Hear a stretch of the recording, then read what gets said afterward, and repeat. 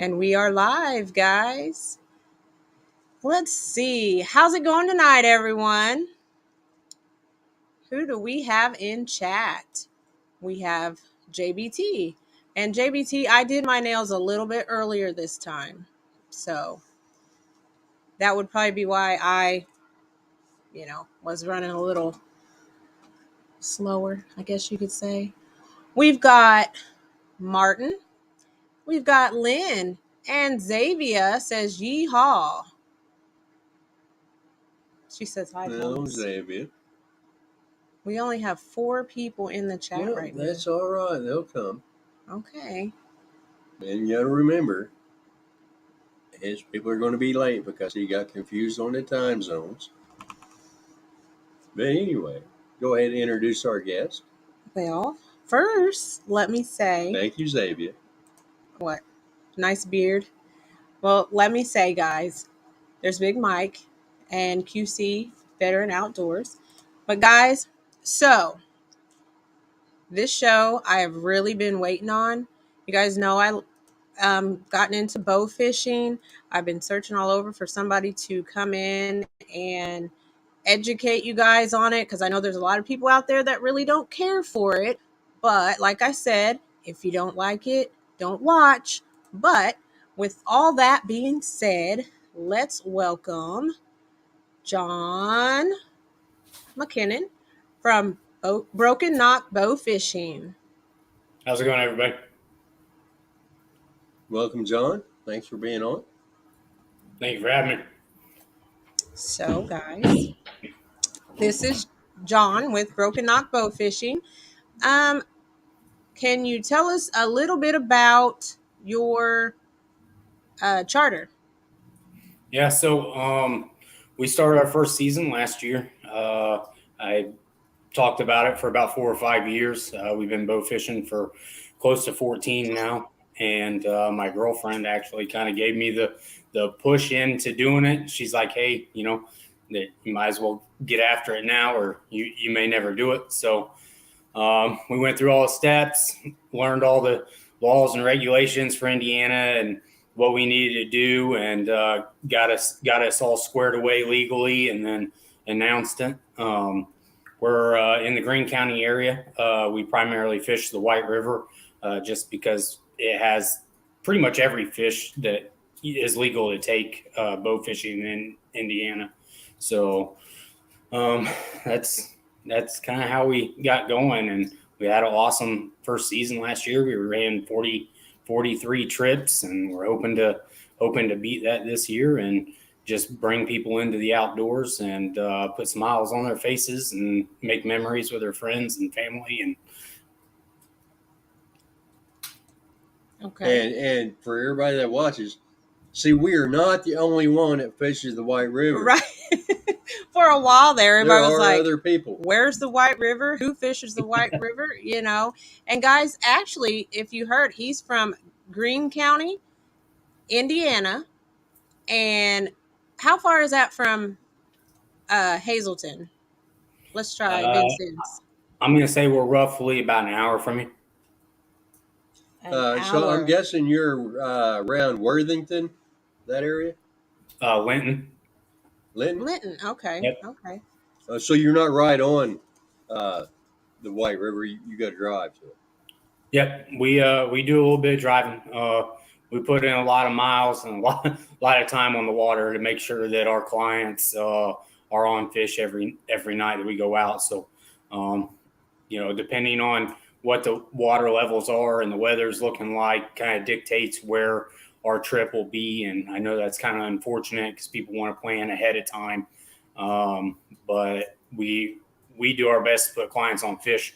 If we have to adjust, that's what we do. So yeah, we'll run Patoka, we'll run Monroe, we'll run Cagle Mills Lake in the event the White River's not optimal for that night, but generally that's where we stick to. So you go all the way down to the Patoka Lake. Yep. You want to start with that? Well, I had a question. Okay. So we got our first question in chat from Fisherman Big Mike. What do you guys do with the fish you get? And what species can you take? So what we do with the fish is we actually, I would say roughly 30% of the fish we compost. We have a large garden. We have some compost bins we built last year. Early season, we have a farm that we have permission to dispose of fish in their fields before they till it. Once they go in, disc it, that's gone. We got a couple people in the Bloomington area that we will bag and freeze fish for. We'll take them to them for their gardens, but they also have hogs up there. So what they don't use for their gardens, they feed to their hogs just as a supplement of food, save them a little money and high protein. So Awesome. the fish that we can shoot here. So there's actually a large number of them. What most people hear them called is trash fish. I don't necessarily refer to them as that. However, we got grass carp, common carp, buffalo, largemouth, and smallmouth. 3 different types of gar, and then any fish that's considered a sucker fish. So you have red horse suckers, you have blue horse suckers, but you don't actually see a whole lot of those until it's real late in the year and the water comes down, because they pretty well stay on the bottom of the river. And see, I've never seen those types of sucker fish before. They're Um, neat. They're pretty I cool. wow. Hey, everybody notice they did not say catfish of any type. Exactly. No, Yeah, no, that's one.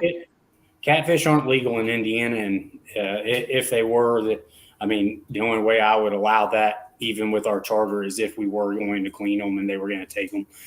Carp isn't a real common fish to eat. There are a lot of people that eat them, and hey, good for you. I get that, but there's just not. They're just not that great. They're not. Oh, I also forgot, like, one of our primary targeted fish, and this is kind of our wheelhouse, especially on Yeah, I those was nights. getting ready to ask about this fish. Especially on those nights that it's kind of slow. Silver carp are probably 80 to 90% of the fish that end up on our boat. We do get some big heads. The big heads are a little more difficult, unlike the Ohio River, or you go down into Kentucky and Tennessee, where you can actually just target big heads. There's only one spot that I can find them at, and if you want to find out where that's at, you got to come get on my boat. Uh-oh. We need to get on that boat, Thomas. Or maybe he needs to bring his boat down here and see if we have. I will absolutely do that. Now, Yep. okay, so someone said in the chat Asian carp. Now I know you So said silverhead and bighead. silver. I don't silver actually know the difference, I guess, Okay, because so ahead. that the individual said Asian carp. All right, so Asian carp and silver carp are the same thing. Okay. Silver carp is the new PC term for Asian carp. It's kind of we live in a different age. We're up here we're stuck in Hillbillyville, where it's still okay to say Asian carp, right? But there's a lot of places that apparently offends people, so they call them silvers. Okay. And Illinois recently just renamed Asian carp to something else. Kopi. Yeah, I've heard of that. I can't do it. Like, I'm not gonna just because somebody wants to change their name doesn't mean I'm gonna. If your name's Rob, I'm still probably gonna call you Tom. And it's my understanding that most fish that you get at an Asian restaurant is actually Asian carp. So there are a lot. There's a huge market for silver carp and big heads. I'm not a big fish eater, believe it or not, but silver carp and big heads have some of the whitest fish meat you will ever see. And the issue that you have with them is it's not like a bass or a crappie or a bluegill.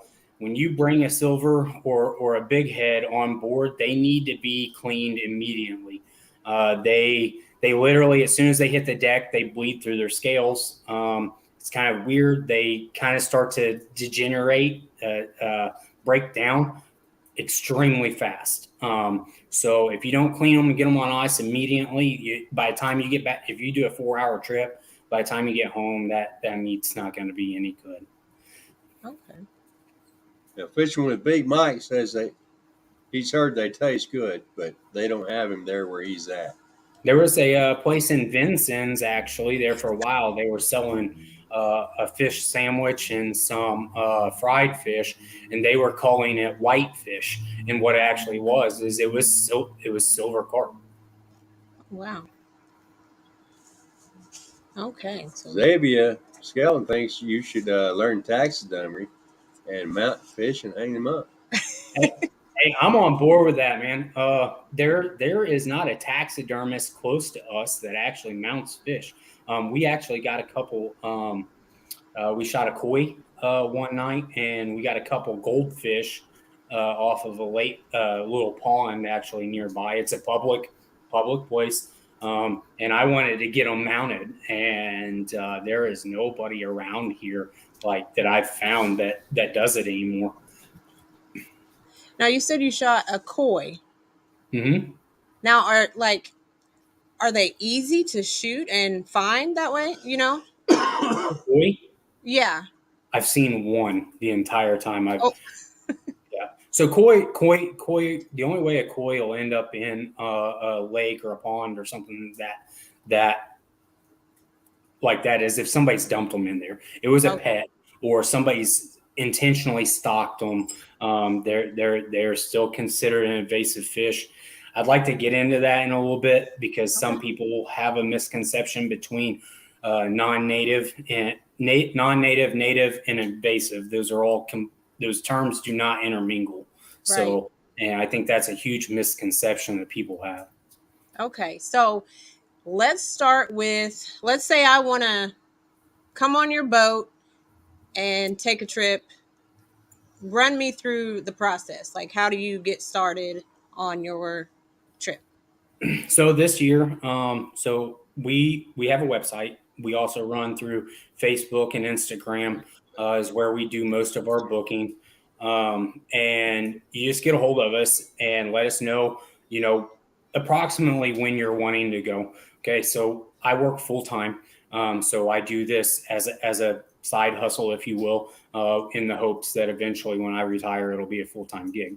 Mm-hmm. So you get a hold of us, let us know. We figure out a date that works for the client. And then we require a $50 deposit to a $50 non-refundable deposit to do that. Put that in the books. I won't put you in the books until that deposit's made. I got burnt pretty bad a few times last year, last minute. So all you really need is to make that deposit. We'll get you in the books and have an Indiana fishing license. Our license in Indiana, our chartering license doesn't cover the client's fishing license, so you do have to have that. We provide ice and water if you guys want to bring drinks and stuff with you and snacks or whatever. You're more than welcome to use our cooler. We prefer people not to bring coolers with them because we don't want to clutter the deck up. But yeah, it's pretty straightforward and simple. I don't want to hide nothing. There's no hidden expenses. It's $50 up front. You pay for the rest of your trip at the end of the trip. Okay. And guys, if you want to set up a trip or anything, I posted the links in the description to Facebook, the website, and everything else. So if you want to get a trip going, it's down there. Did we ever say Broken Nock's name? John. John. Yeah. Yes. Last name? McKinnon. Okay. I didn't know if we said his full name or not. Yes. Okay. So you need a fishing license, not a hunting license, correct? I'll have to check on that, but I believe you can actually have one or the other. Oh, okay. I'll double check on that, and I can drop it in the comments tomorrow morning. Okay. Don't quote me on it. I think my buddy Steven's on the live right now. He might be able to look it up and drop it in there. Okay. But I believe you can either have a regular season hunting license or a fishing license. Oh, So well, don't quote me on that. Let me double Okay. check. But I always buy my fishing license in March every year, so I don't ever worry about it. Right. Okay. He says he's looking it up now. Thank you. And Fishing with Big Mike said, "How far are you willing to travel?" I'm going to give you a really silly answer here. So I'm willing to travel just about anywhere, but it has to be within my fishing license, right? So my fishing license is for inland fishing only, which Mhm. means I can fish any body of water within the boundaries of Indiana, with the exception of the Ohio River, the Wabash River, and Michigan Lake. The reason why I cannot fish those is because those are considered navigatable waterways. And I know you'll catch some I'll catch some flack on this, but to fish, to have your chartering license on navigatable waterways, it is required for you to have a 6-pack or better Coast Guard license. Oh, okay. Yeah. Okay, So Stephen. to answer the question, I'll travel just about wherever you guys want to go. Now, the other side of that is if you're asking me to take you to a lake because I have the equipment to take you there and bow fish, I can't promise you that we're gonna see fish because that's not a lake of my expertise. Right. If you run into a guide, and this is really fishing, hunting, whether you're pole fishing, bass fishing, stripers, bow fishing. If you run into a guide that says that, hey, I'll put you on fish anywhere, you're probably talking to the wrong person. Most of us specialize in a certain body of water Okay. because we spend a lot of time on that water to find those fish to ensure that our clients are going to have a successful and fun time. Okay. Well, hello, Wild Japan. And you see Stephen put in the chat, it has to be a fishing license. So That was Steven, just side note, Steven's one of my best friends. He helps. He's one of the deck hands that helps with our chartering trips. okay. And you say you have all the equipment on your boat. Let's say I like with me, I have my own bow. Can I bring my own bow? Absolutely. I encourage people to have their own equipment to bring it. Just because if you want to try out our equipment, you bring your own. We'll stow yours and let you try ours out. And then you can go back to yours later because you're used to that. That's what you're used to shooting with. So absolutely, but it has to be serviceable. If you come on my boat with a bow, or it primarily just the bow. If you come on my boat with a bow that's got frayed strings and stuff, I can't allow that because I can't take the responsibility of somebody getting hurt, even if it is their own equipment. My stuff is top notch. It's brand new. And we take care of it. It gets cleaned up every night after we're done. But yeah, I encourage it. Okay. And let's see.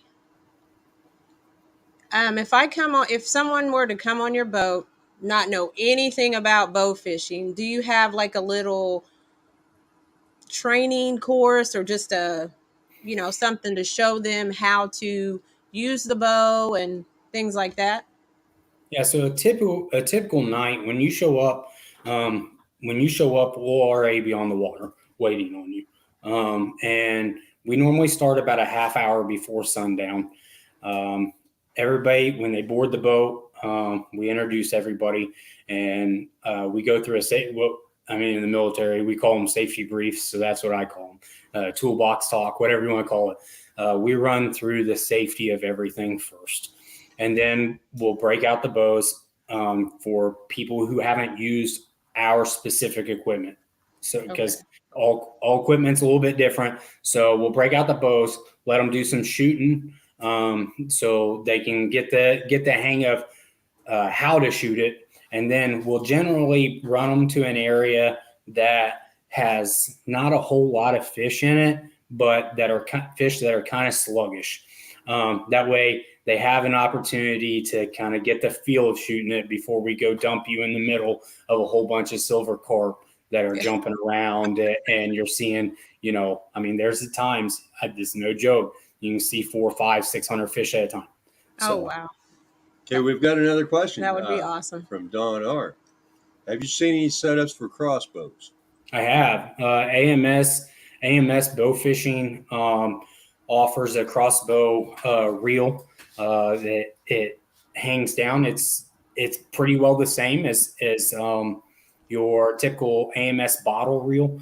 But yeah, they do have those. They also have big game setups for those. So if you are going to go hunt alligator or alligator gar or something like that, so there's options out there for that. Okay, we've got another question in chat from Butterflies and Sunshine. What? Serena, what got you interested in bow fishing? Well, I believe I saw my neighbor with a bow, and I was like, what is he doing? And I saw him shooting and bringing up fish I was like, I want to do that. So I watched him for a while, and he looked like he was having fun. And then we ran into a friend of ours named Gary, and he started talking about the fish that he shot with, doing bow fishing. And I thought, you know what? I want to try it. So I begged and begged for a bow, not knowing really anything about it, So then I got my bow and I went out there and shot my first fish. Oh my gosh, you guys, if you have not shot a bow and went bow fishing, you are missing out, because it's a different rush. It's a different kind of rush. She did this from a bank that was 20 feet above the water when she got her first fish. Yeah, so it's a different rush. If you haven't done it, you need to do it, and we're talking to the right guy here, so get on it. And you brought me my bow, but here's my bow, and it's a Muzzy Vice. I don't know much about them, but you said something about the bottle on them. Now mine is the real. Which would you prefer to use? Which would I prefer, or which would I suggest? Okay, suggest. So for the average person who's going to go out and just do this, 5, 10, 15 times a year, I would push them towards an AMS bottle reel. Mm-hmm. And the reason why is I still have the very first reel that I bought. I've changed the line on it twice. It is still fully functional. I have no problems with it. In my opinion, AMS reels are the best bang for your buck. And you can buy them used. You can go find AMS reels to use for 25, 50, 75 bucks, depending on how old they are. But I mean, you kind of got to run them over to mess them up. Now we do not use AMS reels. We use Megamouth reels, and Megamouth reels are right currently, they're, in my opinion, top of the line reel that you can get. They are way faster, changing your lines out faster. They're extremely durable. We have yet to junk one, and but you're talking about the difference. We do this on a regular basis. This is our passion. So for somebody, it's just kind of a hobby, side hobby, want to do every now and then, AMS all day. You want to engross yourself in this, I would highly suggest a Megamouth. So Thomas, I need a new one. Please be patient. We don't want to miss any questions in chat, so we're going to be way behind in chat. We want to try to get every question answered. Like Wild Japan wants to know, what type of fish do you bow fish for? So we primarily we're going after carp, multiple species of carp, but that's our primary fish. We also have gar. You got long nose, short nose, and spotted gar around here. We don't see a whole lot of spotted gar. I can't really say that because sometimes it's hard to distinguish between a spotted gar and a long. So it depends on the time of year. Once it starts getting in the summer, they start changing colors a little bit. So. Okay, so here's something that is often that often comes up. Not something I support, nor will I comment more than this. It is not fishing, it is hunting and killing. I am out. Now, Hey, do you I respect that. yes. The Okay. difference I tell people the difference between carpers is what we call people who are hardcore carp fishing people that don't agree with boat fishing. And the difference between them and us is we don't care or mind how you catch your fish. And you have a tournament coming up June 10th, right? Yes. And guess what? We're going to be out there fishing with a pole. This isn't the only outdoor activity we do. So I respect people that don't get into what we do or don't agree with what we do. What I don't respect is the rude and negativity that some people take it to. Right. Well, Carp 360 was respectful in his Yep. comment. Yep. And yes, it is hunting, but some people hunt coyote. They hunt other animals that are a nuisance to their area. Just like Asian carp is a nuisance to boaters on the river. If Yep. you've never drove down the river in a boat and had 30 or 50 or 100 Asian carp jump up all at once and hit you, a 40-pound Asian carp hit you in the back, you really don't know what kind of nuisance they are.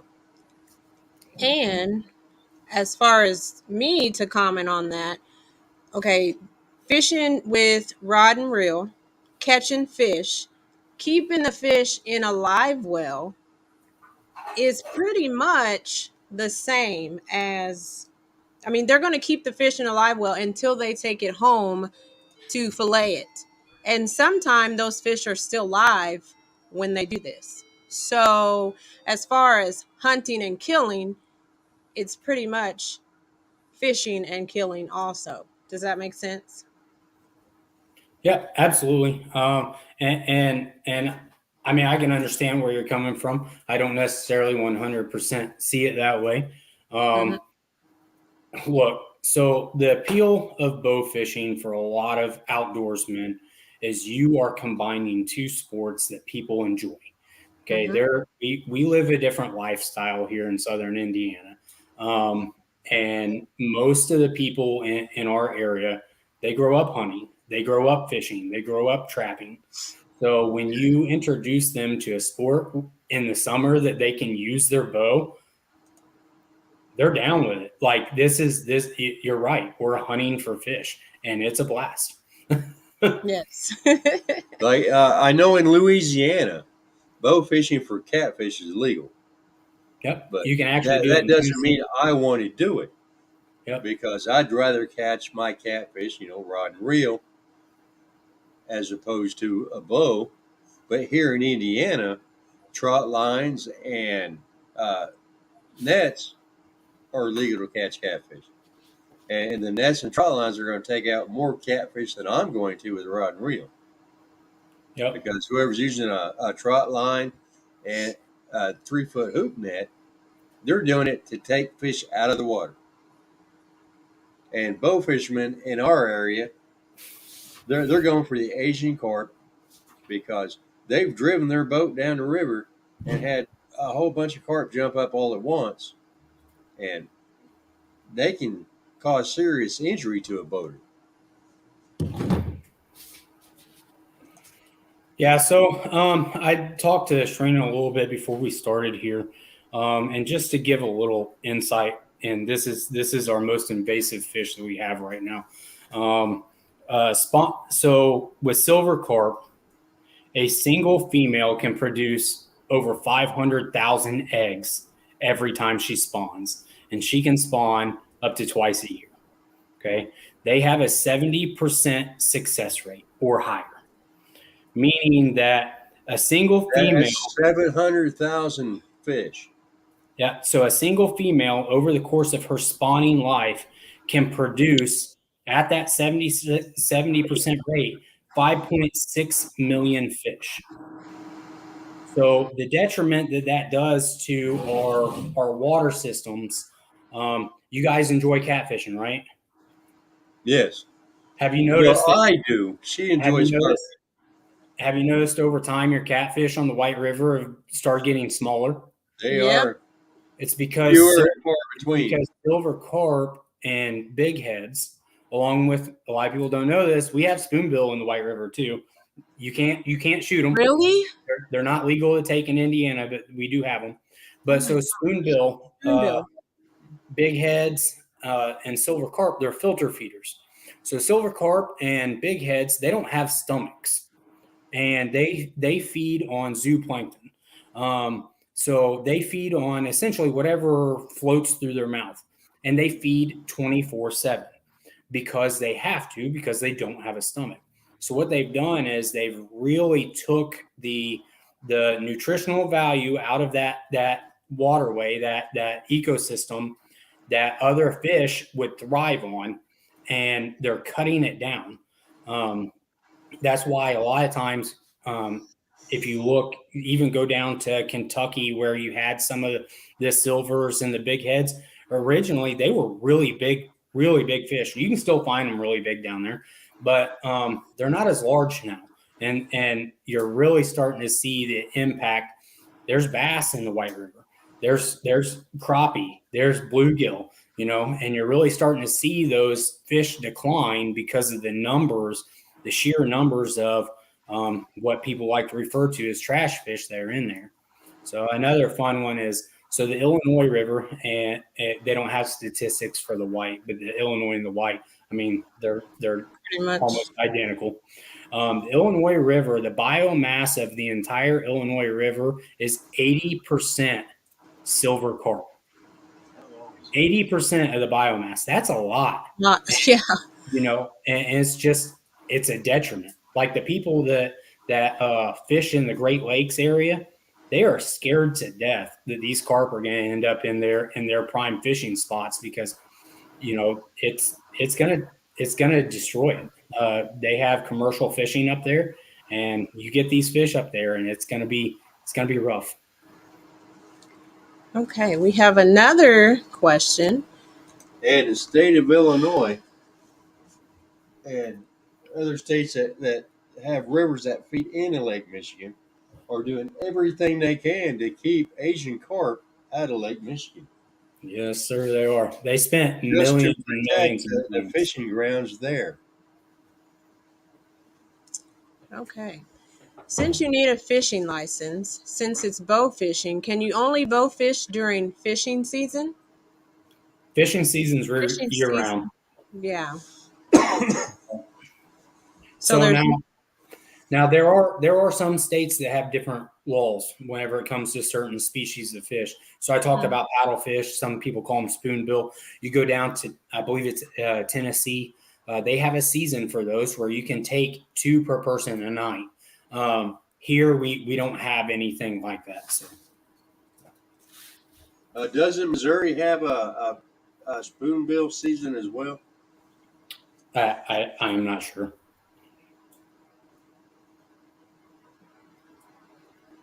let's see. Yeah, that's my plan. I'm planning to shoot one when it jumps out of the water. Hey, we can do that. I got videos on YouTube of my clients doing that. Oh, wow. So you have people that have never shot, never held a bow and things like that. Do they get on there and just show up and show out? No, not generally.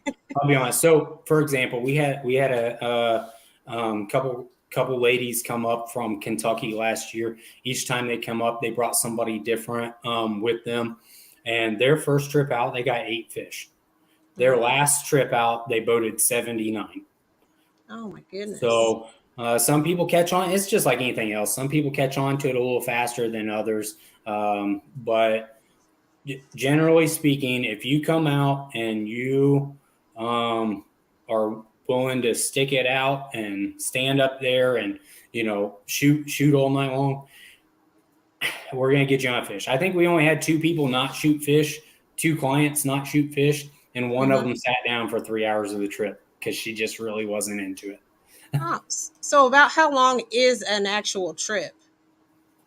So this year we're doing a little bit different. We're running trips Monday through Thursday for 4 hours, and that's ramp to ramp, meaning from time we take off from the ramp to the time that we come back. And then on the weekends, we're guaranteeing 5 hours ramp to ramp.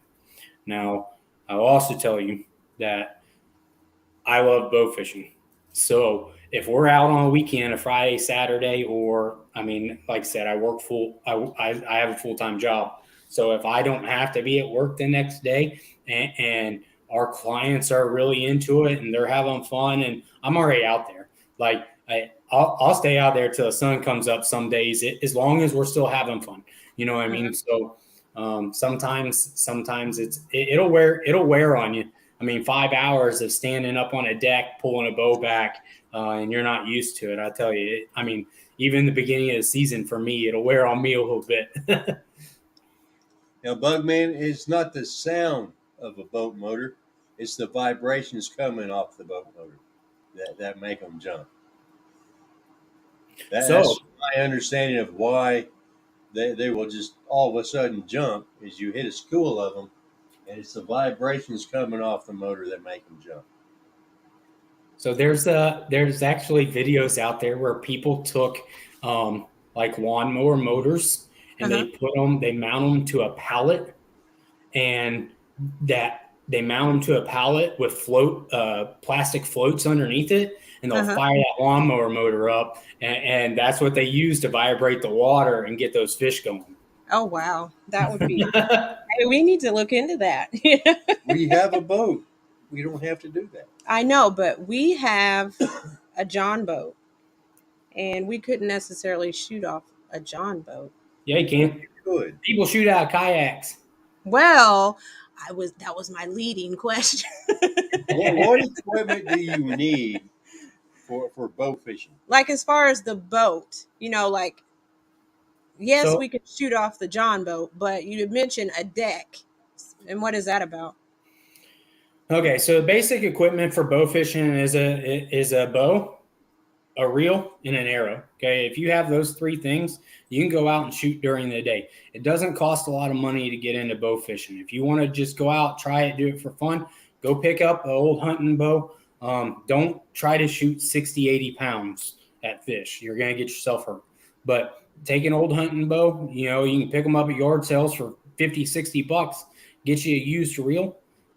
They even have hand line reels, like Cajun has a hand line reel that you spool by hand.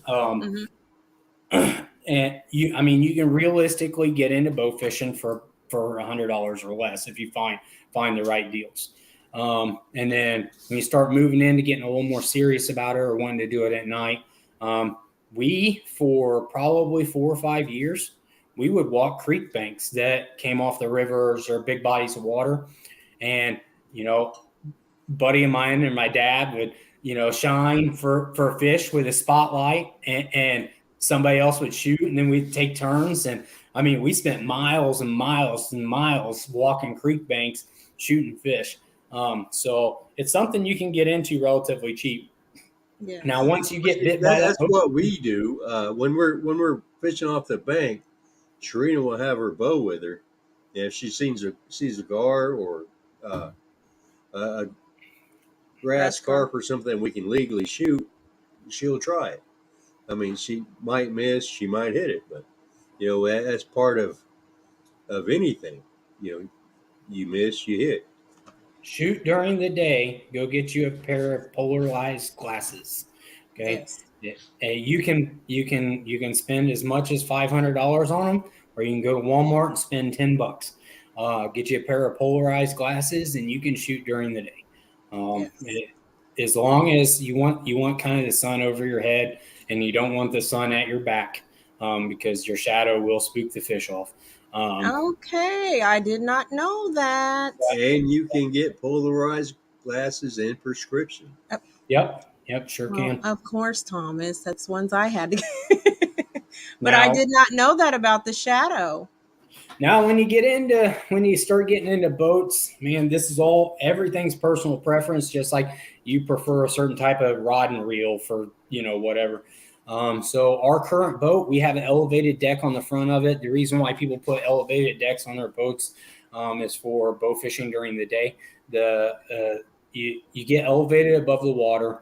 You wear your polarized glasses, and the more elevated you get, the less glare you're going to have on the water, and you can see into the water better. And then we're rigged out with lights. I have to count it up, but I'm thinking we're somewhere around 1,600 watts of light right now. The new boat that I have coming, the new I boat that I saw have that coming boat. is 2,700 watts of light, and the lights will cover 360 degrees of the boat.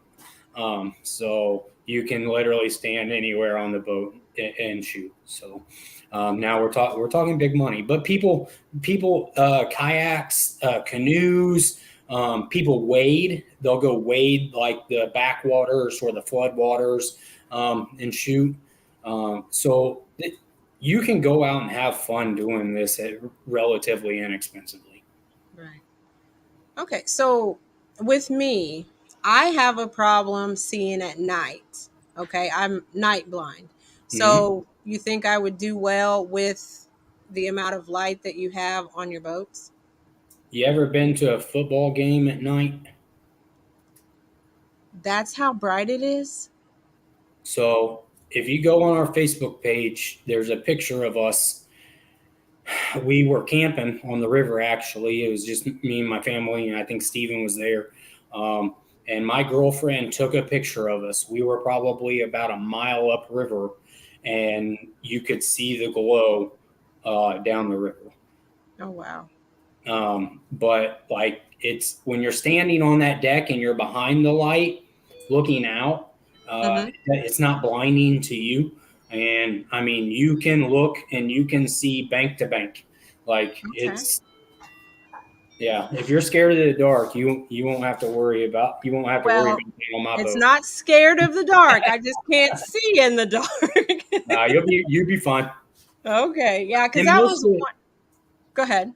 most of the shots at night are close to the boat. You're looking at probably a 10 to 15 yard maximum on your shooting. And that's one of the draws to bow fishing is instead of sitting there in one spot with a bank pole, we're mobile and we go to the fish. We don't sit around and wait on the fish. If we're not seeing them, we're going to drop the hammer. We're going to run up river. We're going to find them. So. Awesome. Awesome. And as far as aiming, okay, you said you could get just a regular old bow, and most of the time those bows have sights on them. Do you really need a sight for bow fishing? No.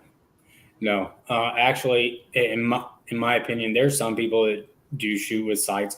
They actually, Fin Finder, and I'm sure there's some other companies, but Fin Finder has a laser out there that some people are using and they like.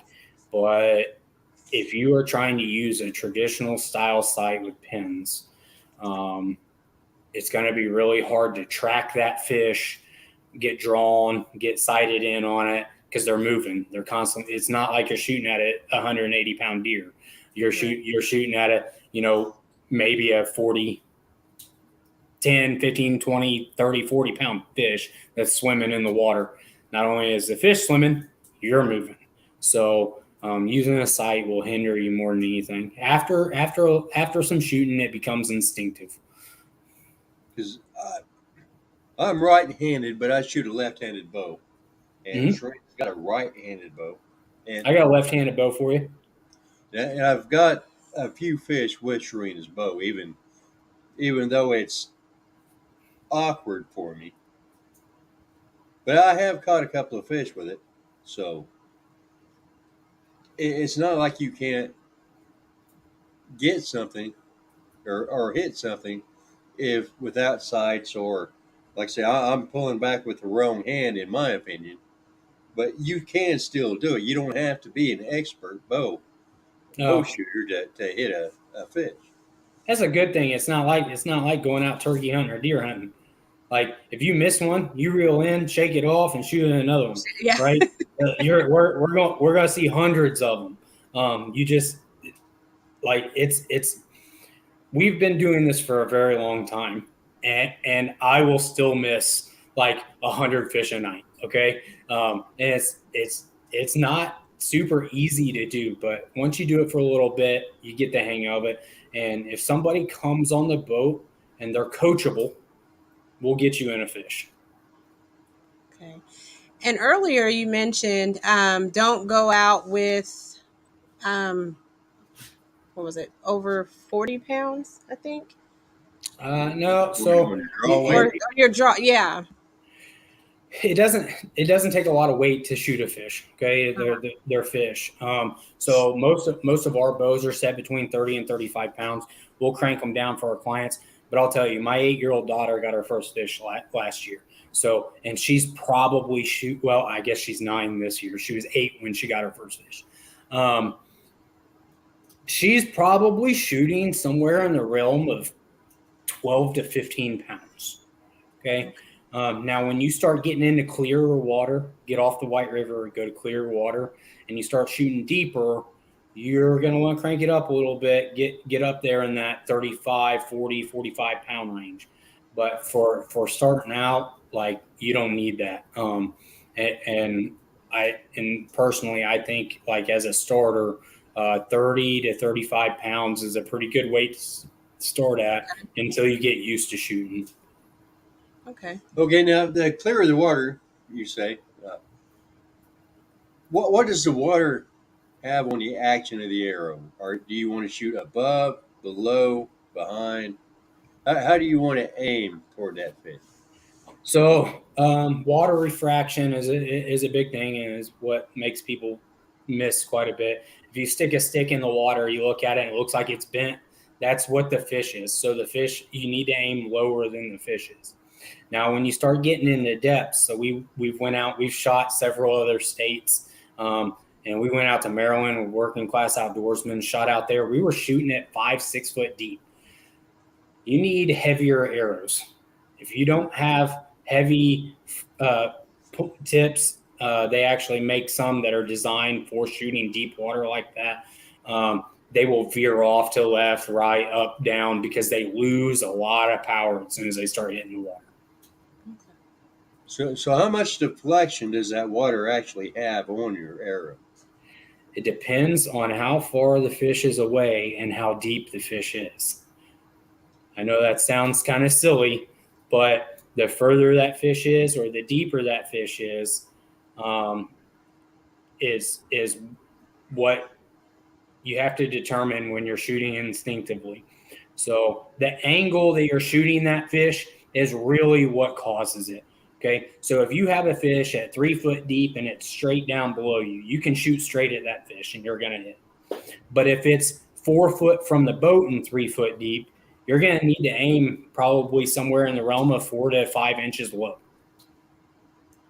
Okay. But no, I mean, it makes perfect sense to me for some reason. I don't understand why, but yeah, I mean, So I tell water is hard, and it will put your arrow where you don't want it.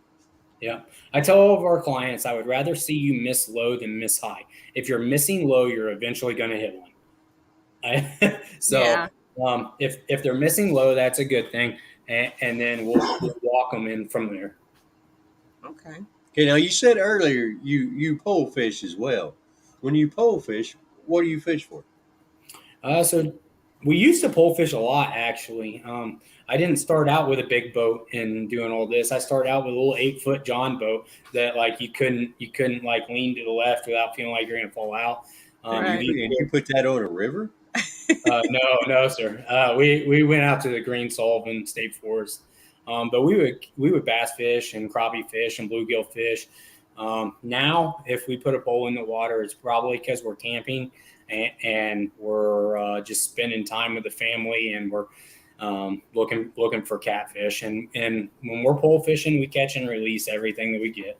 We'll take some pictures with it with the kids or whatever, and we throw them back in, but we don't really pole fish a whole lot. Now, when you pole fish, do you fish for carp? No. So when we pole fish, we use worm. And everything will eat a worm, right? So Okay. we're looking for catfish, but I'll be honest with you, we probably catch more drum Yes. than anything. Yes. Which makes a good catfish bait. But believe it or not, in the state of Indiana, you cannot bow fish drum. You cannot? No, you cannot. Okay. Now, It doesn't make sense to me, but that's the law. But you can catch a drum on a worm, cut it up, and catch a 56-pound bluecat. Yep. now, you gave all those stats and everything about the eggs that are laid, the amount of fish that are produced, and they take away the big catfish and things like that. Well, the year before I started bow fishing, I was catching drum, I was catching catfish, and our river went up and went down and everything, and all of a sudden I was just catching these grass carp. So are these fish like tougher than the other fish? Does that make sense? Or grass carp? Yes. I wouldn't say that they're necessarily tough or but More resilient? Is that the they word I'm are. trying? Carp are very resilient fish. Carp, and I was actually just looking this up a while ago. Carp were introduced into the United States for the purpose of controlling vegetation in waterways.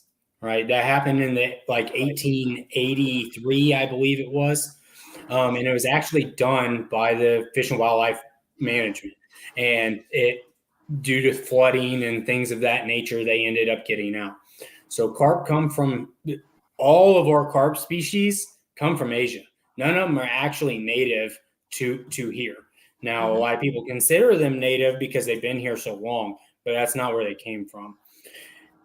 If you take a carp and you have a small body of water and it freezes over, as long as there is flowable moving water under, or not moving water, but flowable water underneath, that carp will survive. They're very resilient, hardy fish. Okay. Do you have any other Grass questions? carp are my favorite. They are, they are fun to catch with rod and reel too. But I mean, anything that that you shoot with a bow, it's just there's just a different kind of rush there There than is. rod and reel. When I shot a gar, man, that was something else too. So Yeah, there's tons of them, and that speaking of gar and the resiliency of these fish. So, a common carp, for example, and it'll gain roughly 3 pounds a year. Okay, it'll end up within a year of it being hatched. It will end up roughly 16 inches long. Okay, so our gar and our carp that are in these waterways, after a year, there are very, very few predators in the water that will consume them. So there's nothing really out there once they reach a year or older that will manage them within its own ecosystem. There's been some talk of introducing alligator gar back to Indiana waters. I don't know that that's going to happen. That's been the rumor mill, and it's been discussed over the last few years because they want something that can help manage this issue on its own. But as of right now, or our dams are failing they're not failing as in structurally, but they're failing when we start having flooding in Indiana. Those fish get around them. They get up the streams and the creeks, and they end up in the larger bodies of water. And right now, we are failing to control them. All right, I need to make an announcement here. You do? Apologize to chat. For some reason, our chat had stopped at 6:34, 34 minutes into the I live see. Oh, because it's stopped for some reason, and I don't know why. Probably got reported talking about bow fishing. see, But I was wondering what was going on. I was like, okay, we're at a steady number. No comments. I was like, Right. okay, they're really into this, you so know. I got onto my phone, and we've got 41 in chat. Moon over Miami came in, so hello, Ashley Brady. Who else came in? Look, River Rat 3030. So we missed a lot of comments. It's not because we're ignoring you guys. It's our chat stopped for some reason. Yeah, I don't know how to fix that because on my phone it's going. There's a healthy chat in there. I'm not sending any new questions. I don't think. I may have missed them, but Fishing around Chicago with Bill wants to know, Sharina, are you planning on going bowfin fishing? Now, are bowfin legal? absolutely. Well, then, absolutely, yes. Don R wants to know how many grams are the tips. How many? And I would have to look that up. So they don't sell them like you do regular arrows where they're 125 grain, 100 grain. The tips are by model. So whether you have a TNT tip or an interlock tip or an AMS QT tip, they're all by model, not weight. And Backyard Carp wants to know recurve or compound. Which do you use? So I want to get a recurve real bad. All right, just for the fun of it. So I have what we use here. So this is a Vader bow. We just bought all new Vader bows for our clients this year. We tested a couple of them out on the boat last year towards the end of the season, and everybody loves them. I am just so everybody knows, I have no sponsors. I haven't got any money. I'm not a pro staffer for anybody. This is just what we found through trial and error. Our clients loved this bow because it is super, super lightweight. And then there's our Megamouth reel. I don't know. I have nothing bad to say about the Megamouth reel and how it performs. But so to answer your question, I don't know what you want to call this. I don't know that I don't know. I would call it a compound bow. What makes a compound bow? To me, a compound bow has cams. This doesn't. So this is kind of a mixture between your traditional recurve and a compound, but what everybody calls them is lever bows. So we used to use a different brand. My personal bow is still a different brand, but I enjoy it. Had them tested out. Actually had one dumped in the river. A guy shot at a fish last year. And I looked over and he's looking at me with a blank look on his face, and about $1,000 setup just flew off the front end of the boat out of his hands. Oh, wow. He was pale. All right, so we want to say hello to Ricky Johns, avid fisherman, Alan Dittmeyer. I believe Ashley Brady was in there, Moon over Miami. Like I say, sorry guys, we didn't know that chat actually stopped. We just knew it wasn't going anywhere, so I looked on my phone and we have all this stuff going on that we don't know about. I'll go back and see if I can find some more questions. So, have you lost a lot of gear, and how do you handle that? I bought over $1,200 in arrows last year. Oh my goodness! And So I was all all panicked when I lost 3. Do you weigh any of your fish that you catch, or do you just kind of estimate what they weigh? So we'll weigh them if the client wants to weigh them. Generally, we don't weigh fish. So like when we're out shooting for fun, we don't weigh fish unless we speculate that it could be running for a record. But butterflies and sunshine says that bow looks awesome. The Vader bows are very for a lever bow. They're relatively inexpensive, and I mean there's testing out there where they tested them, and they're very durable from what I can tell. So I think I need a new one. 351 Cleveland. Thanks for coming in. Talk him into getting me a new bow.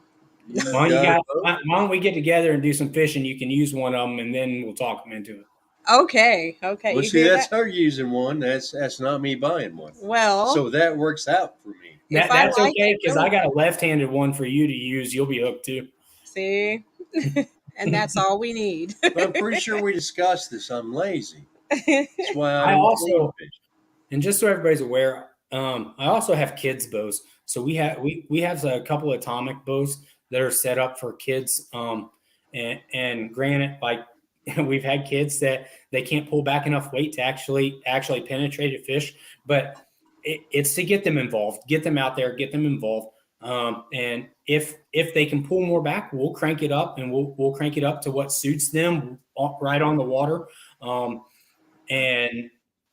Just this can be a family thing. It doesn't have to be just the guys out with their buddies, or like this can be a family event. I take my whole family. Got 2 daughters and a son, and my girlfriend's into it. Got my dad into it. Like my stepmom, my younger sister, she shot her first. Well, I have 2 younger sisters. The younger of the 2 shot her first fish last year, and she had never been bow fishing. So 922 Crappie Barbecue says he has a cougar recur with no sights. Fact is, none of his bows have sights. Is that just a hunting thing? I guess so. Don R says cool bow. Avid Fisherman says he uses carp for bait. Most of us do, Avid. Yeah. Especially Asian carp. That's why you have dark water bait and Blue River carp bait. So John, maybe you can take all that Asian carp you're catching and start a bait company. So there's avenues down south. You go down into Kentucky and Tennessee. They have set up for carp disposal. Some of the ramps have like giant dumpsters, and the dumpster has a hole in the top of it with a rubber mat where you can throw your fish in there, and the rubber mat comes back shut, so the stink is kind of stuck in there. And then there's a place I would have to look it up. I can't remember the name of it, but they buy your carp for so bow fishermen can sell their carp for 8 cents a pound down there, and they buy them and ship it out to a place in Illinois, I believe, that makes dog food. Yeah, I know. Up somewhere they have in Iowa, they have a big tournament every year or a gathering to see who can catch the most. Then they load it up in trucks and it goes to a dog food factory. Yep. Okay, so we have another question. Some of us are picky about what we shoot. I won't shoot native species. Do you honor clients with those kind of preferences? Hey, if you don't want to shoot at the fish, don't shoot at it.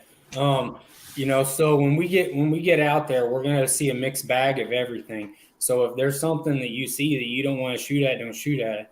But this brings up the point that I was bringing up earlier. There's a difference between native and non-native, and there's also a difference between invasive and not invasive. So you can have a fish that is non-native that's also not invasive. And a lot of people, I don't think people really look at it that way. So technically, the only one of these fish that's really native that we're legally allowed to take is the gar. So, I mean, because none of the carp were originally in North America. So they're not native to here. Buffalo. Buffalo. Some people consider buffalo a native. Oh goodness, the buffalo. And Wild Japan says, "Oh, neat! Some lakes in Japan have dumpsters like that for bass and bluegill." Yep. So there's actually I seen a service member. He was on a So naval bass and ship boat bluegill fishing are bass. invasive in Japan. I couldn't Yep. hear. I was watching a video on YouTube. There's a fella that's on a naval ship and he's bow fishing off of it over there, Oh, that and would be they're shooting bass over there. Oh wow. Yep. I can barely shoot a skinny gar. You know, I could only imagine trying to shoot a bass or a bluegill. So you go to Texas, you can shoot sunfish in Texas. Oh wow. Yep. I have a lot to learn because I have my bow. All I know is it's got line on it, it's got an arrow, and it's got tips. Okay, so I know you were saying different tips and everything. Do you like switch out tips during the your trip, or is there a universal tip that you can use for a fish? Not generally. So this is what we run for all of our clients. It's a TNT. TNT comes in 2 barb, 3 barb, and 4 barb. These are fixed tips. So to pull the point off, you have to remove the entire point, and it comes off, and then the fish slides off. We use these because they hold very, very, very well. If you get this in a fish, it takes a lot for it to come off. And the worst feeling in the world, and everybody in here, I think, whether you pull fish or bow fish, can relate to this, is losing that fish, especially when you get it right up to the bank or right up to the boat and you can see it and it just swims away. That is Yes. one of the worst feelings that you can come across when you're fishing. So that's why we use these. Now there are all kinds of different tips out there. This is what we have found is best for our clients for the money we invest in them. Okay. So I personally prefer an AMS Anchor QT. And the reason why is because if your tip is inside that fish, you just spin your arrow 3 turns and it comes right off. Okay. With these, you have to take the tip off, but these hold a lot. They do hold a lot better, but we lose them. They get stuck in the roots and in the mud and stuff like that a lot more. But like I said, I spent roughly, I think it was right at $1,200 last year in arrows and tips and our safety slides. These are $20 a pack for a pack of 5 of these safety slide systems. So we spend a lot of money on the equipment to ensure our clients are safe and they have the best possible outcome whenever they do hit that fish. Okay. I've had like some of my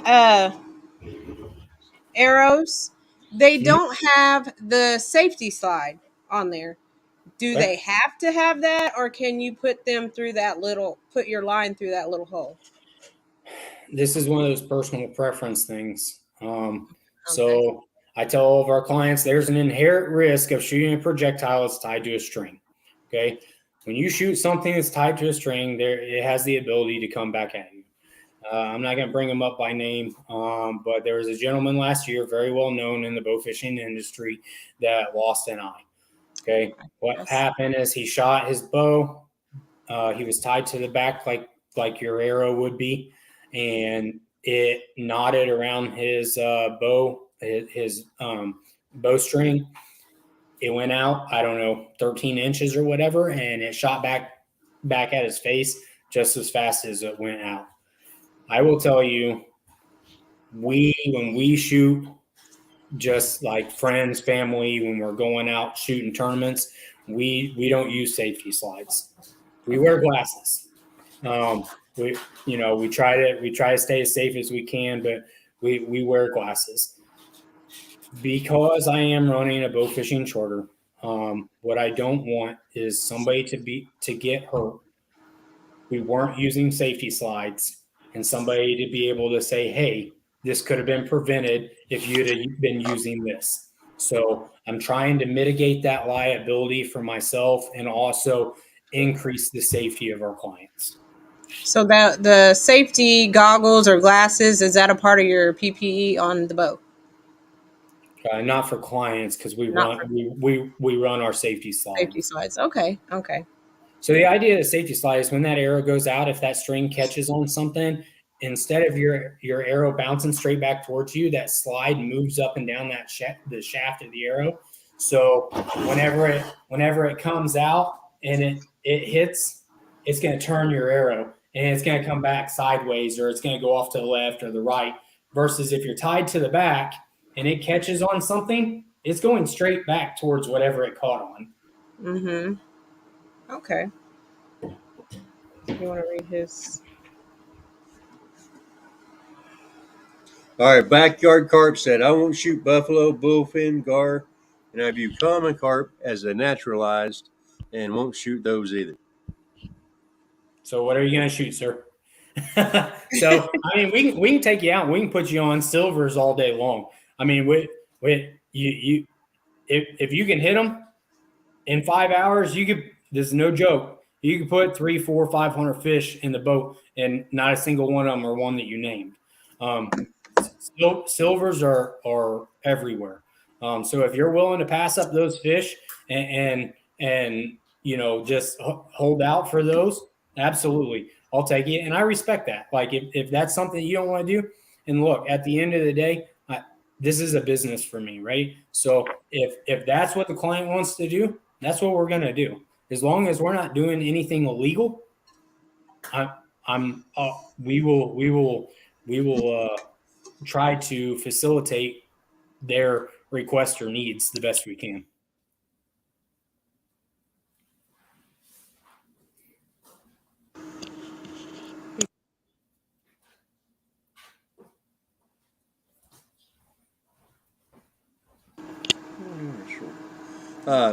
Like I say, we want to apologize to chat because our chat stopped working on StreamYard. So if there's any more questions, let's go ahead and get them out there because we can see them on my phone. And I have exhausted all of my questions. So, John, if you have anything else you want to say that I haven't asked or you haven't mentioned, go ahead and put it out. I think we covered quite a bit. I think we covered quite a bit. Give you the basis of bow fishing. Like I said, I understand bow fishing isn't for everyone. And just same as golfing isn't for everyone, So I respect people that give respect, right? So you can disagree with what we do and still be respectful, and I'm totally fine with that. I told Sharina earlier, the difference between bow fishermen and people that are out there pole fishing. We don't care how you catch your fish. Like we're not gonna. As a matter of fact, we like when we're on the water and you guys are on the bank. I shut my lights off. We hit the other side of the river until we pass you, and we flip our lights back on. Clients or not, we're not going to disrespect people because we don't want to be treated that way either. So, unfortunately, there are people that will see people fishing from the bank at night and still just keep their lights on and run up on your lines and say, "Oh." After they pass you, say, "Oh, sorry, we didn't see you," even though we have lights and stuff on the bank where so we can see.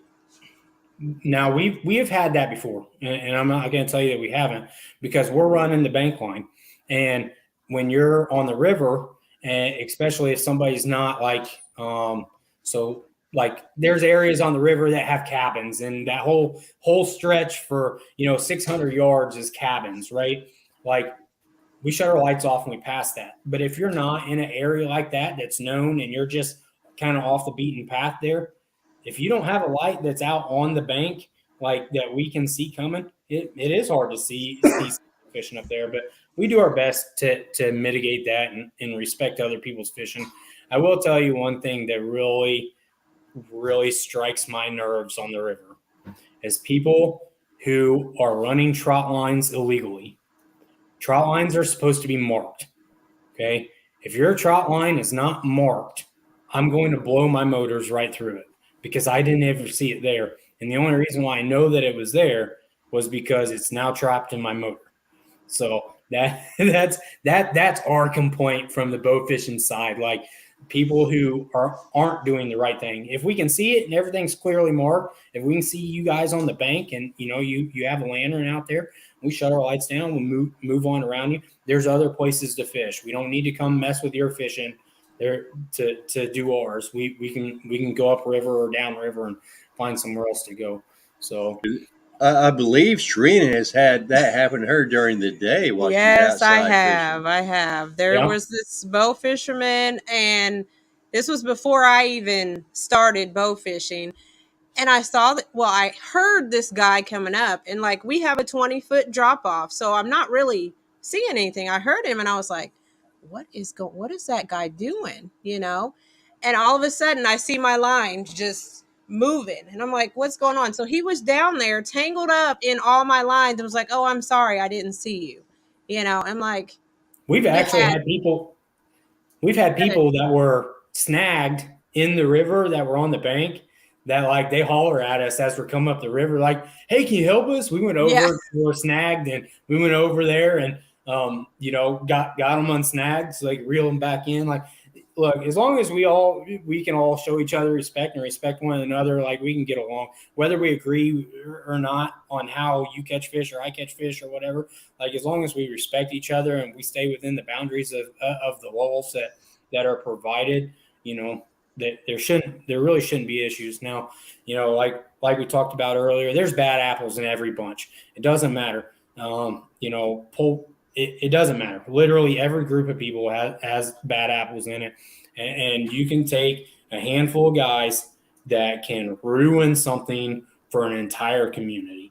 And if we see that, we correct it.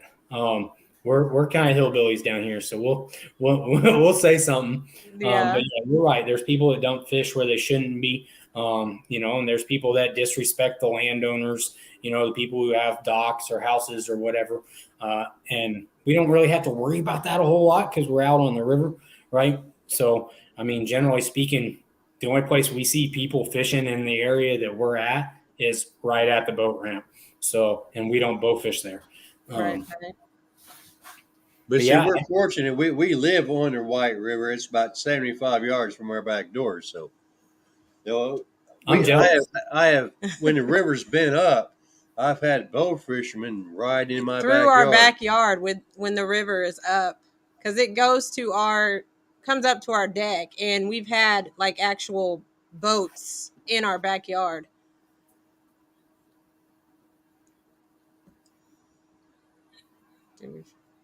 My girlfriend, come here. Oh, This is my girlfriend I was telling you about. She's actually got a Mega Mouth bow fishing shirt on right now. This is hey, everybody. She was showing me a comment in the chat about using blunt force tips. I couldn't read it very well.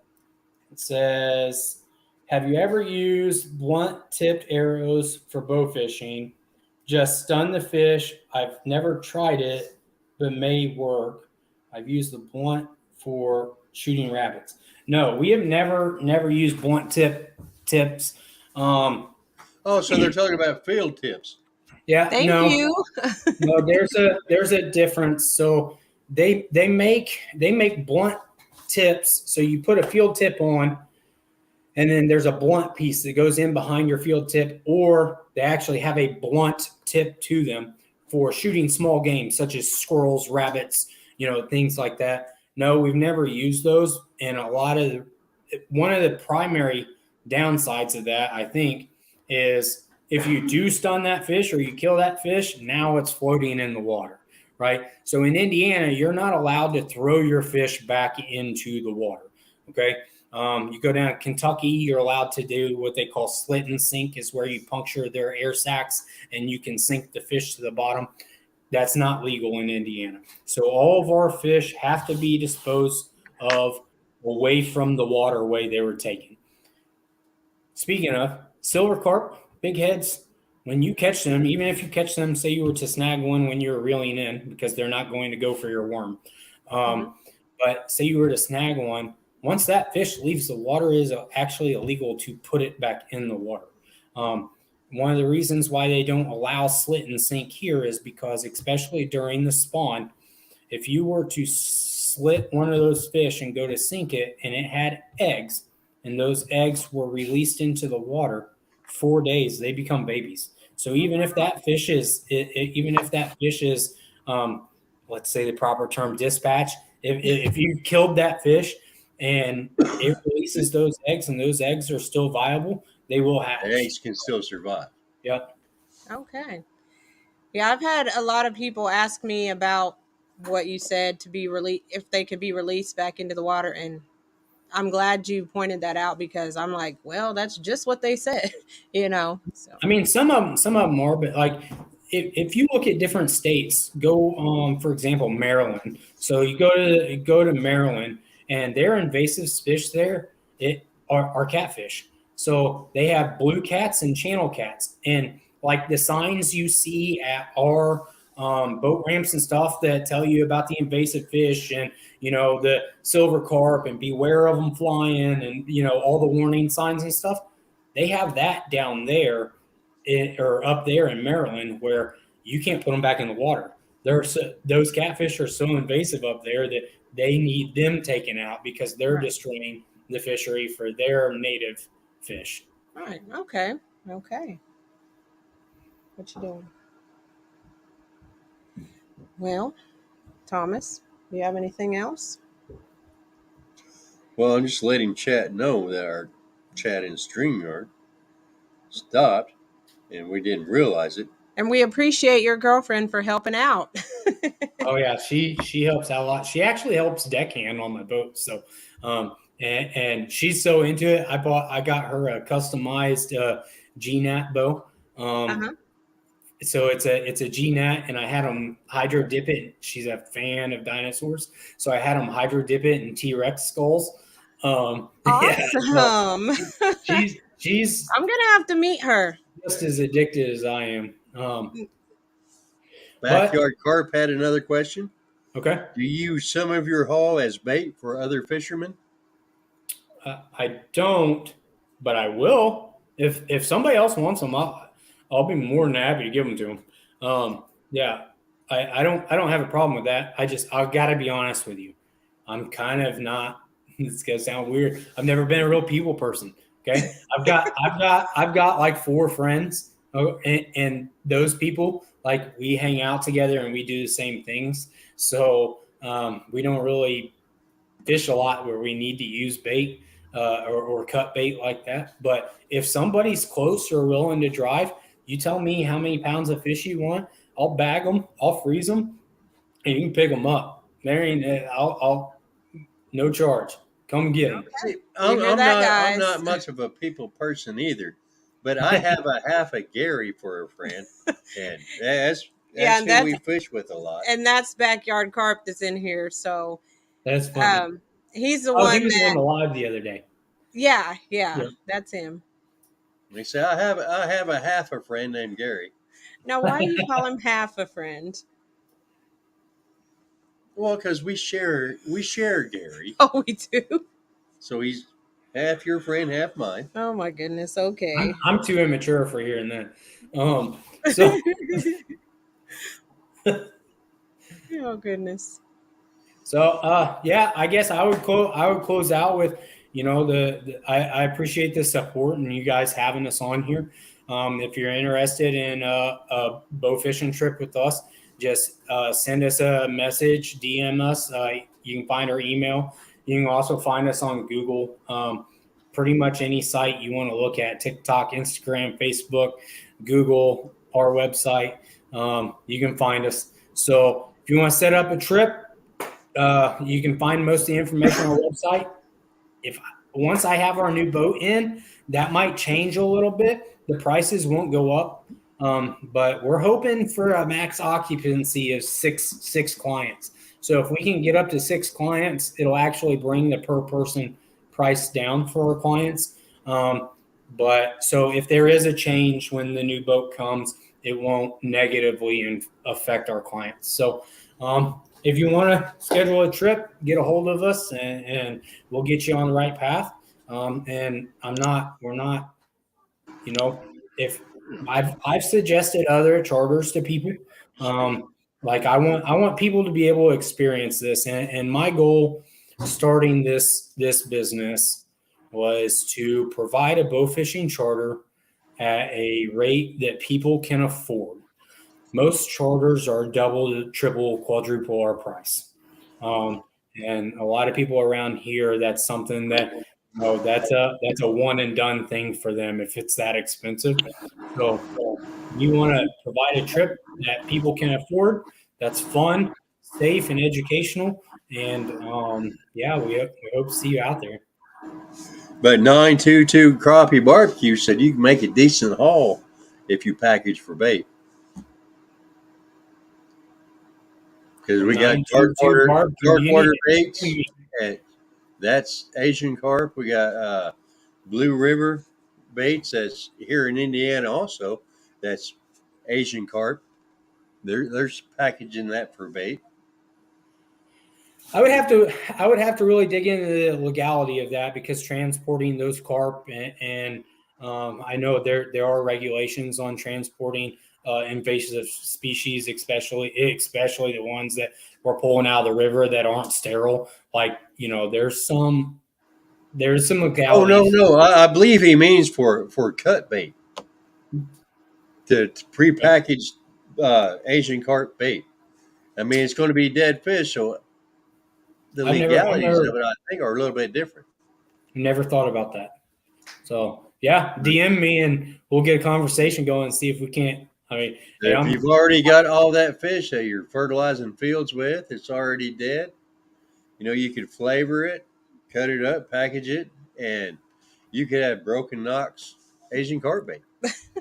A There you side go. hustle to your side hustle. I'm hoping with all the support we had last year. So my goal is I can retire and I'll be eligible for retirement in 5 years. So we're trying to steadily build our business and we're trying to find that balance between because I know fishing, right? The fishing part I got down. The business side of it, like the That's setting the problem. prices, yeah, the setting prices and the liability and I had to have a $2 million insurance policy to even start getting Oh my wow. license. So like I'm trying to find that balance because I want people to be able to afford to come with us. And the only way I can really keep my prices low is by the quantity of trips we run. Does that make sense? Yeah, Mhm. So volume. yeah. So the more trips that we can run, the easier it'll be for us to keep our prices low. I'm not looking to get rich. I'm just looking to provide for my family and give other families the same experience and enjoyment that we get when we get out there on the water. Because Sherry and I live here on the river, and we love to open a bait shop because our nearest bait shop is 20 to 40 miles away. But yeah, So it's just expense. I'll tell you a quick cool story here is me and Carissa just bought this house, not this last December, but the December before. I grew up not very far from here, like my dad lived 2 blocks one way, my mom lived 4 blocks the other way, right? So the house that we moved into used to be Minner Fishes, and he used to own Minner's bait shop. So there was a sign out front, and he had a bait shop. So we used to go catch crawdads. We'd build crawdad traps, and we'd come down and we'd sell them to the old fellas that used to hang out at Minner's, so we could buy pop and candy and stuff when we were kids. So now here I am, like, I don't know, 17, 18, 19 years later, buying his old home. And now we have a bow fishing sign out front and running a fishing business out of the same location. Wow. It used to be a bait and tackle staple in our community. So it's kind So of you neat. so you already have the location and the setup. So hey. My office is the river. But the reason I bought Sharina a bow Is is because I wanted it. and because it would provide me with bait. Yeah, I do shoot the bait and, for him. So, I mean, she used to catch drum nonstop, and I'd use that for bait. but they How just, much bait you want? I'm telling you. So we used to bag up. Uh, we used to bag up between 500 and 1,000 pounds and oh, wow. take it to Bloomington every year. One individual. They had a really big garden. They have their own hogs. I wouldn't say they homestead, but they're more independent, I guess you could say. And they use it for fertilizer and feeding their hogs. And I mean, I am willing to explore and utilize productive methods to dispose of these fish. However, Well, well, when we we end the live, stay on, and we'll give you the address and the information that we have for a company that may buy your fish. okay, that'd be awesome.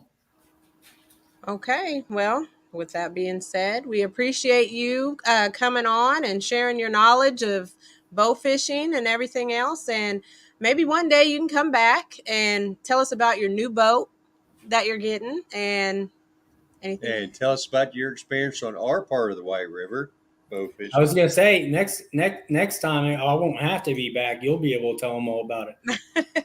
I hope so. I That's hope what I so. need. Word of mouth is probably the best way I can expand, and people actually seeing people get out there and seeing like that we're actually doing it.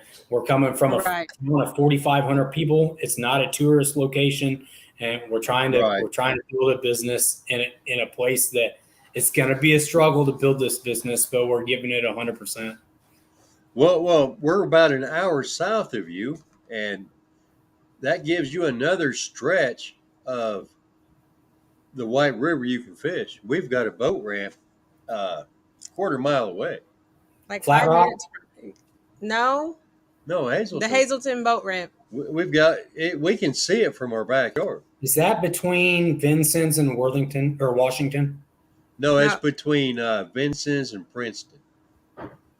Okay. I've fished every ramp down through there. So I've probably been in your backyard. The next ramp from ours is Wabash River. All right, we're gonna have to talk offline because I got some places I've been looking at down there that I got to figure out how to get access to and not have to drive, up or down river an hour. Well, like I say, we've got a boat ramp 3 minutes away, All right. yeah. So and the next one downriver is Mount Carmel, Illinois. On the Wabash. what that one in the one in Petersburg? The next one downriver. Petersburg Well, is up. upriver. I know. I was talking about up. Yeah, that's Petersburg, and that's real close Fished that one to. too. From Petersburg, you can get the White River and the East Fork White River. Yeah, I've fished Petersburg. Yeah, you're not far You know from what? He's probably been by our house and no. Probably. We've actually ran clients down at Petersburg. So Because we've seen plenty of. He's not that guy that had that big 20-foot boat from Alabama. That was No. built in Alabama with the 140 Daihatsu, though. I think we would remember that. Yeah. So my boat is 20 foot. It's a 2072. The new one we're getting is a 2084. wouldn't that be something if we've seen him before? Well, it's possible. So okay, Well, I guys. appreciate y'all having me.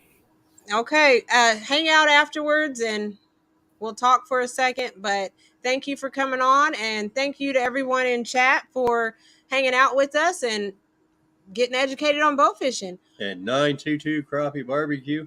No, he wasn't the guy fishing in our yard. No. I know who that was. Okay, so we will see you guys tomorrow because I am having a big time bass fishing tournament. So see you guys tomorrow. Bye bye. And John, Backyard Carp says, respect, John. Thanks, So sir. if you didn't see any of the chat coming up like we didn't, because we didn't know it was not coming up, go ahead and rewatch your own show. Yeah, I can do that, and I'll run back through there. I believe that I can respond to comments in there. Mm-hmm. So if there's some questions that we missed, I'll try to run through there while I'm sitting around being lazy and see if I can't answer some of those for them. All right. All right. Well, we appreciate you being on. Hey, See you thank you all. guys. Bye.